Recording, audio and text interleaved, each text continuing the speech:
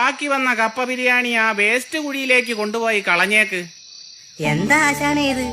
ഇത്രയും കപ്പ ബിരിയാണി കൊണ്ടുപോയി കളയാനോ? അല്ലാതെ പിന്നെ ഇത് എന്തു ചെയ്യാനാ? നമ്മളെ കൊണ്ട് തന്നെ തിന്നു തീർക്കാൻ പറ്റുമോ? ആശാനിനിയും കച്ചവടം ചെയ്ത് ജീവിക്കാൻ പഠിച്ചിട്ടില്ല. ഇതൊന്നും കളയേണ്ട ആവശ്യമില്ലെന്നേ. എടുത്തു വെച്ചിട്ട് നാളെ ചൂടാക്കി കൊടുക്കണം. ഇന്നത്തെ നഷ്ടം നാളത്തെ ലാഭം, അല്ലാതെ പിന്നെ.